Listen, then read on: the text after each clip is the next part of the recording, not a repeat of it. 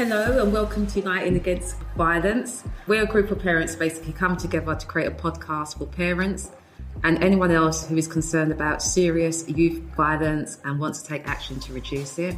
The group of us consists of a mix of parent champions and ambassadors from London's Violence Reduction Unit and the Parent House. It's a charity based in Islington, King's Cross. I'm Denise and we're focusing on young people and their perspectives or experiences of serious youth violence, including what adults sometimes miss when thinking about knife crime. We're here today at the Lift Youth Centre in Islington. The Lift is an amazing space for young people. If you hear any background noises, please be aware that we are in a youth centre and there's also noises outside because we're on a busy road. So today, our guest speakers this week are Judith Samuel, lead youth worker at Lift Youth Club in Islington, and Julia Jenkinson, a clinical psychologist.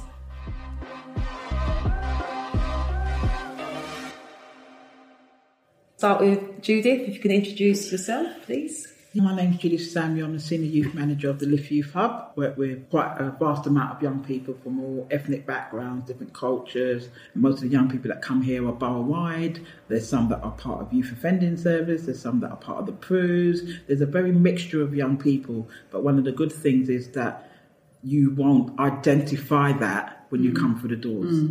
Because a lot of the young people don't present certain behaviours here. Yeah. So it's just very different.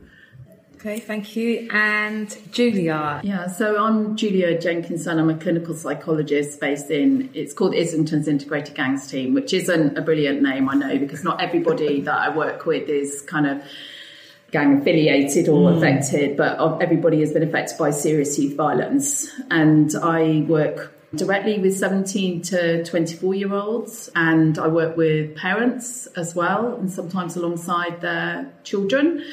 Prior to that, I worked for about 9 years as a clinician in a secondary PRU in North London and then in East London. As a clinical psychologist, the title, what exactly does that consist of? Most people would typically think of it as just working with mental health. But actually, I think working with this cohort of young people that I work with, and this would be young people who are definitely involved in the criminal justice system, you have to take a very different approach to mainstream mental health services because these are often young men that will not go to their GP, let alone into a secondary mental health service. So it's very much community-based outreach work. Often the boys and young men have felt very let down by services, so that it does take a lot of time to kind of build up that relationship. And as a result, I think part of the way that I work is that I do a lot of advocacy for them with the police and probation, colleges, and in court, but also will help them with benefits and stuff. And although it sounds like, I'm paying a psychologist to do that, it's more about the issue of you using your kind of skills really and experience to form a relationship with them so that they trust you. Because if you're filling out benefits forms and stuff, often it's lots of personal things that they need help articulating, but they, we don't feel comfortable doing it with someone that they didn't know and trust. Okay. Yeah. Okay, thank you for that. So what's your view on knife crime and serious youth violence? It's there, it exists. It's not all young people. I wouldn't say it's the majority of young people, and I think it goes right across the spectrum of young people and adults. I think that there's lots of trauma and issues behind serious youth violence. For some young people, their vulnerability comes a lot into it. Your vulnerability can take you into different avenues. I'm not saying that's an excuse, but it's a big part of why young people or people get into violence. And when you talk about violence, there's other things additional to that, like drugs and, loads of different things. And I think that it's a world that is populated very differently amongst a lot of young people, because I hear some of the stories, and these are not even some people that are young people that are involved. They themselves are going through so much trauma that sometimes they may end up walking with a knife or picking up or something, and they're not into anything.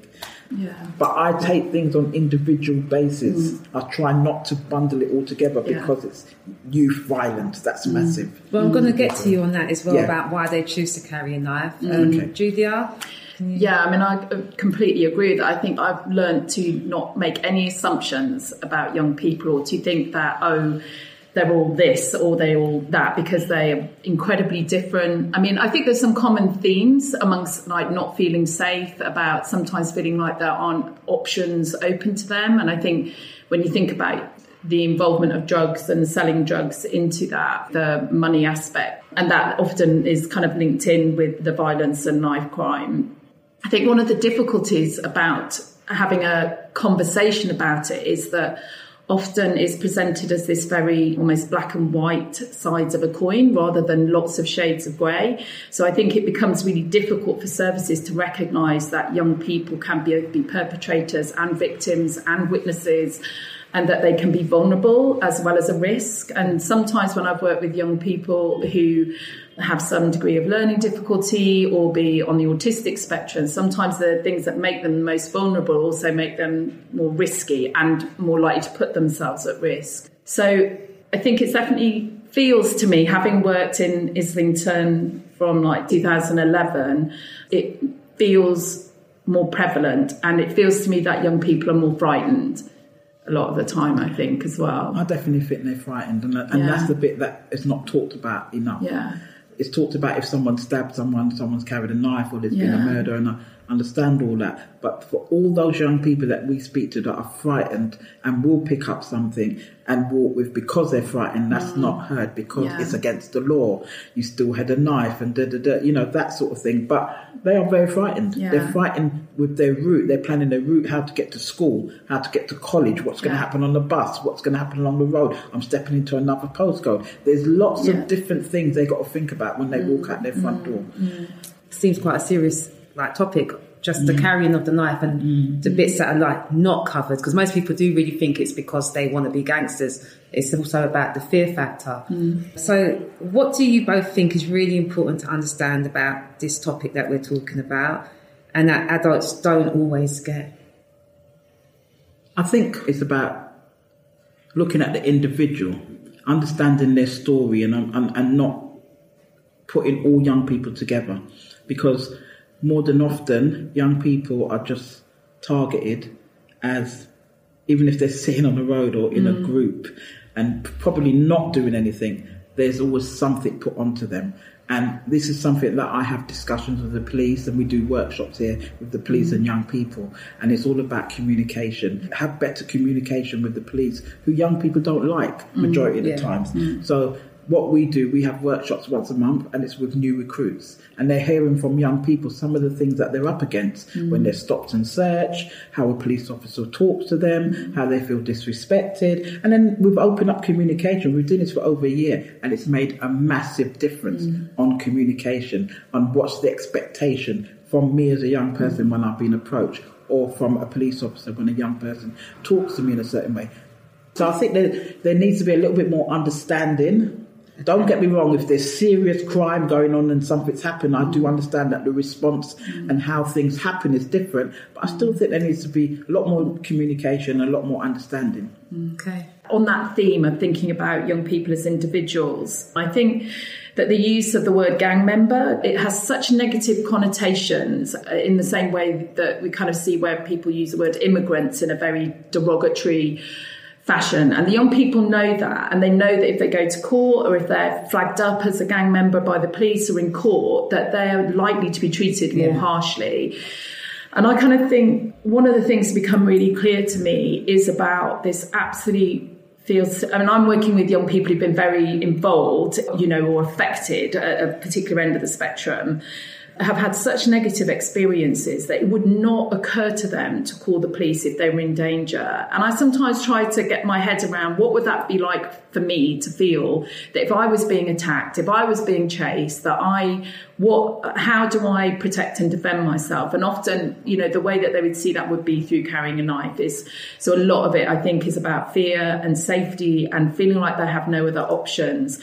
It's an experience that I know about but don't experience myself. So I have to try to kind of imagine what that must feel like and how hard that must be.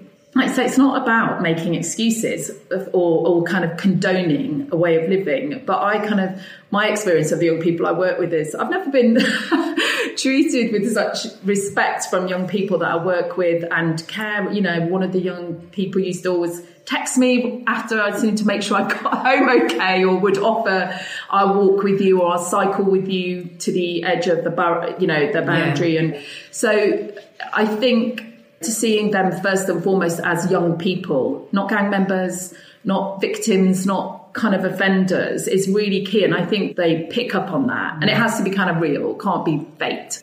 Well, that's why I like the whole thing around you can't just work with a young person for a few weeks or 6 weeks or 12 weeks. For me, it's the relationship you build. And that may take a year, may take 2 years, but you can see such great leaps within that time. Yeah, we'll have our ups and downs and whatever, and that's okay. We'll boundaries back and forth, but they actually want that. Consistency. They want the consistency, they want the transparency. You know, you could tell them off if you have to tell them off, whatever it is, but they respond to that. Yeah. And I think that more than often, there's not a lot of people that can give that time. Yeah. So I think that's an issue. Yeah. There's cut-off points. Yeah, and I think definitely in mental health services, there's a lot of, got 12 weeks, that's it, you're out. Yeah. And as well, there can be, I think there isn't enough examination of mental health services. There can be a lot of, they didn't engage. And I kind of think, well, was it that they weren't engaging, or was what was offered not what they needed? And so there needs to be much more, rather than the service, it being set up to benefit the practitioners in the service, that we kind of go out of our way to work in a way that feels kind of useful to young people. Because you mentioned trauma earlier, both of you. So would you say that trauma is probably the largest component of it all? I think it is. I think over the last few years now, and maybe other boroughs are putting out the trauma-informed training that's supposed to be embedded in schools and places like that. But for myself, coming from a youth work background, I've always been taught in a trauma-informed way. Yeah. So I struggled when people didn't really look at the young person and beyond what they did. Yeah. And that was always a question for me. But now I'm hearing more and more organisations saying, oh no, we've got to look, it's about the trauma, it's about the young person, we've got to see what's happened before. And that is good now, because I think that's really relevant. Yeah. But it has failed a lot of young people previously in schools and certain other organisations. What I've come to realise is that a lot of young people are living with quite severe symptoms of PTSD, so hypervigilance, sleep problems, a bit struggling to regulate their emotions, and they don't realise that this is what they're experiencing. They just come to think that this is what life is like. And I think then that does have a real knock-on effect for them kind of in their relationships, in their interactions with authority figures, both at school, in the wider community, with police. I've been working with young people for over 20 years, and I'm sure you have as well. And I am still sometimes really taken aback about the level and seriousness of the violence. And I think about my role within that, because you wouldn't try to do mental health support to soldiers in a war zone. And yet there is something about the reality of the life for the young people that I often work with, that they are not safe in their community. So it is a real challenge to try to support them managing those symptoms, because they need to be hypervigilant, when they're out. So it's not, ordinarily if you would be saying this event happened, you're right to be unsafe, kind of on your guard about that, but now you're safe. I think it's a terrible indictment, really, that for a lot of the young men that we're not able to say you are safe, so you don't need to be looking over your shoulder all the time and working towards that. So they're running on adrenaline all the time, which is obviously exhausting as well. Yeah, that's what I said. But I think that's young people in general, even the ones that are not in violence. I think more than often young people are waiting. Yeah, they're on waiting list. They're waiting for it, and they're saying, Judith, I don't want to wait that long. Yeah, they want the help. Yeah. So they're not going. They're self-medicating, but then you're told, oh well, it's 6 weeks. It's a year waiting. This and that needs to get better. Yeah. Whether some investment needs to happen there. So I just think trauma it's a big thing. More than that, and if we're saying that youth violence and knife crimes going up and that, young people see stabbings all the time, that it's so normalised to them. When they talk, someone got shanked, someone got stabbed, I was like, what? For us, it's like, what? But for them, it's like, Yeah. And they're not reporting it, just like you said, because why should they? Yeah. They don't see where it goes. Yeah. And the culture of not speaking to the police at all because of fear, and genuine and real fear for what that would mean for them in their community if people thought that they had shared information. And I think that, you know, I've worked with young people whose friends have been murdered and they may have information, and that in and of itself creates such an turmoil for them about wanting to do the right thing by their friend, but also being aware of their own safety and what that would mean for them if they spoke. And it's hard to imagine being in that position. Like a mental health issue. It does, but it also causes more violence because retaliation comes from that, rather than say, let me tell the police and speak to them. Because of the fear, they'd rather take things in their own hands. And this is what I'm saying, that people don't really break it down to understand why some of those things happen. So, and then it spirals out of control because then it's this person, that person, it goes on and on. So there's no ending sometimes to certain things. Okay, so definitely consistency is needed. So as parents or adults, what do you think our role should be in playing and in basically reducing violence? It's a huge question. And also I suppose what I think is that the peer group is incredibly important at some point. And as, you know, just in terms of child development, as they get older, our influence as parents kind of starts to kind of not come into conflict isn't the right word, but it starts to also, it comes alongside the peer influence. And I do think that parents always remain really important, but the peer group becomes ever more important. I mean, it's probably going a little bit away from what you're saying, but I do think there needs to be more intervention in primary schools, like late on in primary schools. If you're already identifying that 12-year-olds are hanging out with kids who are known to be gang affiliated, they're already involved. That's what I say. That's not preventative. They're already involved. And I think that, and then you're always going to be in a bit of a tug between what you're kind of offering as a service or as a family with their then peer group. So I think year 5, year 6, I think they understand what is going on, and it's about helping them develop self-esteem and confidence and feeling that they can get a sense of their own self-worth and how they stand up for themselves but stay safe has to happen much sooner. I totally agree with you, and I think it's all about the positive role models around young people in general. It's not just boys, there's girls as well. And I think that we have a responsibility ourselves to show them to kind of, lead by example in the way that, have boundaries, difficult, keep to those, share the knowledge, try and direct them to the right places, make them, young people informed as much as possible, whether it's around drugs, whether it's about sex education, whether it's around relationships, because relationships, a lot of young people getting into relationships young and they don't even understand what comes of that. And it's very traumatic and there's lots of different things that come out of that. Some of it is real, some of it's not real. It's all sorts of things, but they're young. So, and sometimes they're not going to the right people to ask. They're watching TV, they're watching social media, and they think this is the way everything's supposed to be. So there's so much that I think we have a responsibility to try and just share a lot of information and, Julia, what would you say that the impact of social media has been on the young people?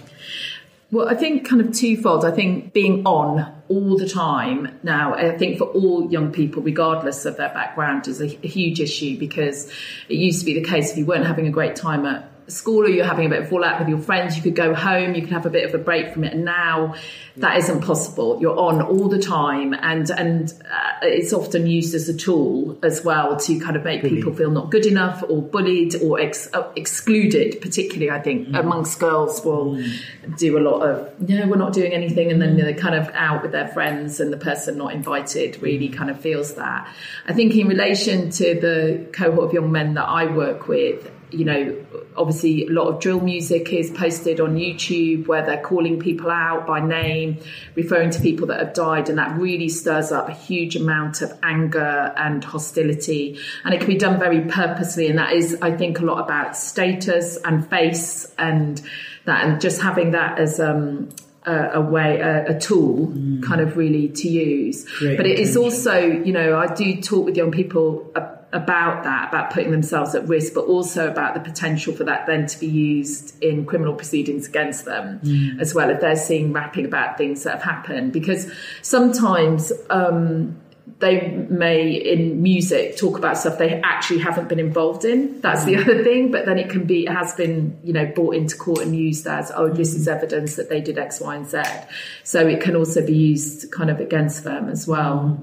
And also, like you said, going on from that, sometimes you're just making a music video, but people think it's all gangs that make a music video because there's so many of you. Yeah. Doesn't mean it's a gang. No, but it's just it is interpretation of things. Yeah. So would you say that parents also need to be educated on the social media side? Because I don't think that there's so many apps, many things happening on social media. How do you think parents could play a role in this? Giving a child a mobile phone, and if you're able as a parent, which you should be, to monitor, because I know my grandson has a mobile phone, but he's 15, but his phone is still monitored by his parents. Very much, they know everything, every movement on that phone. But that was done from day one. Absolutely right, Judith. I think, It's also as well, like you talked about the apps and things like that, and I feel as a youth worker, I'm really having to keep myself updated with some of this stuff because I need to understand the TikToks. So I need to understand the goodness out of some of them. They're not all bad. There's some things that can elevate you, and it's got, they say, but Judith, look at this side. So I'm seeing the flip side, and I can see the downside to it as well. So it's the balance. It's being able to understand the balance of social media. And I think once you're able to give young people to say to them, look, if you post something indecent or whatever, this is what can happen to you. If they need to understand where they can get into trouble. And they also need to understand when they're receiving something, you can still get into trouble. Yes. Again, you cannot get away from the relationship, because having somebody that they don't have a relationship with saying, you need to think about this, they're a bit like, what? What do you know? Like this.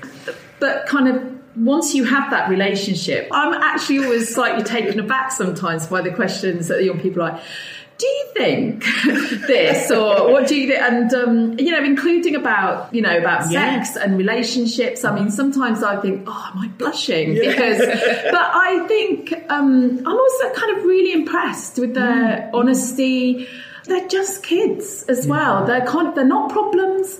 They're just these lovely kids who have sometimes taken a wrong turn or made a couple of bad decisions. And all kids do that. But for some of these young people, the bad decisions have led to such serious consequences for them. And many of them come from very loving families, I have to say, who have tried incredibly hard to support them.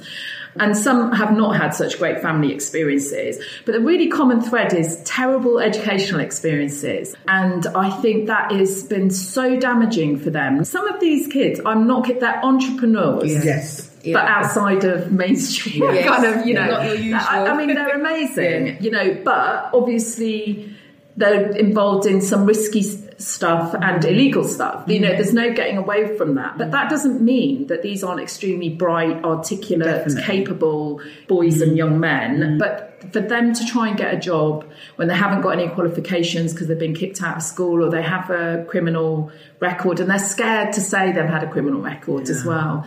So often when I meet a young person and you are starting to see them wanting to make some changes, it's very hard for them to shift their lifestyle into line with this kind of, you get up at 8 o'clock, you go to a job at this time, because they find that, time, lots of anxiety as well that affects how they can kind of, keep to a routine. But we were talking about young people and youth violence and things like that. I think that whole thing that you were talking about is partly of how much they have to do before they leave the house. Yeah. The thoughts that are going on in their heads, because the hats, the coats, this. Sometimes it's like they say to me, Judith, you can't dress a certain way when you go to certain places. You can't because they'll think you're from this and that. So they have to figure out so many things before they leave the house. I totally get that whole time thing as well. And yeah, I think that's really spot on. I mean, one of the young people I've been working with for 2 years, I always have to factor in at least 45 minutes to wait for him. from my point of view, that's the nature of my job. So it's not that he's rude, but when I've actually been in the house waiting for him to leave, he goes upstairs, downstairs, upstairs, down. I've forgotten this. I need to go back in. This hat isn't right. Yeah. It's funny because I was just going to say, I was talking about getting T-shirts printed with boroughs on it and names. And I was told, what are you doing? Yeah. That is not, it won't work, especially in this climate now. But it's funny enough to say that. I had a T-shirt, it must have been about 3 years ago, and it was called Enough is Enough, and it had every single borough in Islington, and those kids wore them. See, that's, just not having it as a singular No, borough. not a single borough, but it had every single, it had a circle, and it had Enough is Enough, and it had every single borough. So beautiful. I like that. So, you know, I think for young people, they want to not think about postcodes. You can't help where you live. And where you live, you're one little person in that area or whatever. Because if there's an estate there and there's somebody running that estate and they're bigger than you, then it's a postcode issue for other people coming in there. You can't help where you are. Sometimes I said to my own boys, is you almost have to act like a geek. Yes. Yeah. And they did that. They had to do that to survive because it's how you dress, how you look, how you're approached. Yeah. And you've got a rucksack on your back, glasses on your face, looking a bit strange. No one wants to even talk to you. College ID, that's the other one. That's it. That So I it's noticed a weird that, thing. It's a really strange So there's thing. a whole, there's so many things that factors into this. Yeah. But we can see, and once again, we're talking about young people. All these things that they have to go. I don't have to think about half those things getting up. Yeah. So I'm just saying that when we talk about youth violence or violence in general and carrying a knife, there's a lot more behind it. Yeah. And there's a lot more as services that we could be doing. In regards to raising awareness and the whole thing around young people. They make mistakes, they go inside. But some of them do well, they do education inside. Is that recognised outside? I think it depends on who they do it with, but I think because they're still coming from out. But I kind of one young person had been doing a bookkeeping course and accounting. Now he's doing a degree through the Open University in business. And this is a young person who's actually been in and out of custody since he was 14. He's extremely bright young man, and this is what kind of breaks my heart a bit. He does come from a very kind of fractured kind of family. Is that he is almost able to function and achieve more in the rigid confines of a custodial system. And when he comes out, even though he hates it in there, when he comes out, he'll acknowledge, I find it really hard to impose his own kind of regime and discipline kind of on himself. But he hadn't been intending to go to college, but he just felt so different from all the other college because his experiences were so different as well. I think often young people are worried about even if they go to college out of borough, you suddenly realise that, you know, kids from Islington are being sent to out of boroughs to Walthamstow, Enfield, and then at some point they're just with quite a few kids from Islington and they didn't know, you know, that sometimes the checks aren't done completely or somebody goes through the crack and they don't know, and then they're like, that's it, I'm not going, it's not safe. But I think kind of going back that bit about the postcode, I have worked with a young man for quite a long time from the north of the borough who, and never, it wasn't just that he didn't leave Islington, he didn't leave his bit of Islington. So, you know, one Christmas, I said, let's go out of the borough. You know, I have a great manager in our team. We agreed to fund a cab. We went down to the South Bank. And when we first kind of got down there, we saw lots of people jogging along the South Bank, and he's going like this the whole time. I mean, it really brought it home to me how on edge he was, how hyper vigilant, hyper alert. You know, he had been very seriously stabbed when he was younger and seen a lot of violence.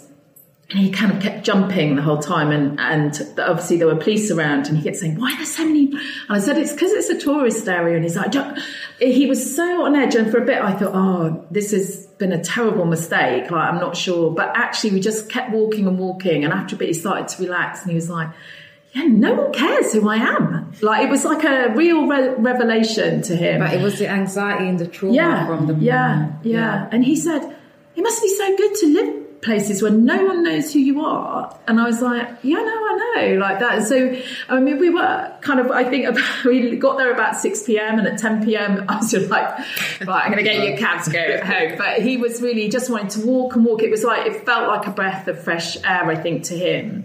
And sometimes I think in terms of how we work with young people is taking them to, there's nothing like, oh, this is what it feels like. Outside of their comfort zone. Yeah. Well, one of the things we've always done, and I'm bringing it back in again, is the residentials. Yeah. And I've worked with some hard to reach young people that we took out to places like south of France. We've been to all kind of places all over the world, and it's made such an impact. Yeah. Whether their life took them, they don't forget those experiences. The experiences where they were free, they didn't have to look over their shoulder, the fresh air, the greenery, the animals, things that they just don't normally see. Like you said, they don't. Islington's a borough, and someone can live in Archway, Cali, and not come out of that section. That shouldn't be like that. Yeah. So for me, it's about taking young people out of their environment into something really different and showing them that there's more to it than just Islington or whatever. And I think that just more of that needs to be done too. So what one thing do you want people to take away from this episode? Yeah, I want people to listen to what we said, understand young people more, talk to young people. That's another thing, talk to them and just, find out for them, ask them questions, treat them like human beings, like everybody else. I think, they're more intelligent than people give them. So, just, communicate. Yeah. Oh, one thing that's quite difficult. I think, Judith's absolutely right. I think in some things more specific, much earlier intervention that is before young people, that is just about giving them enriching experiences and, kind of from primary school onwards, and about building their self-esteem and self-worth. And I think there is a huge issue with the relationship with young people and the police, specifically in relation to carrying knives. And I think the vast majority of young people carry knives because they don't feel safe, not because they're looking to go and hurt somebody. So thank you very much. So what we've talked about, and I actually was going to just sum it up, but you've just done it perfectly for me. So I'm just going to say consistency is key, communication and intervention very early on in primary school. Thank you. Thank you very much. Thank you for having me. Yeah, thanks for having us. So listeners, thank you for listening to Uniting Against Violence, the podcast about reducing serious youth violence in our communities. Hopefully you've heard and learned a lot from what's been said. We've put useful links for the things we've talked about today in this episode's description. If you found this episode useful, please subscribe, share and like on socials at Unite Against Violence. If you'd like to get in touch with us, you can also email us at unitingagainstviolence@gmail.com. That's unitingagainstviolence@gmail.com. So reducing violence is a big topic, and we know we can't cover everything and every perspective. So if you are listening to this thinking about something we've missed, please, we encourage you to start conversations where you are. Together, we can unite against violence. So today's episode was co-produced by Sabrina Jackman and Sarah Hutt. Guest speakers was Judith Samuel and Julia Jenkinson, with editing by Sarah Hutt, and the host was me, Denise Marshall.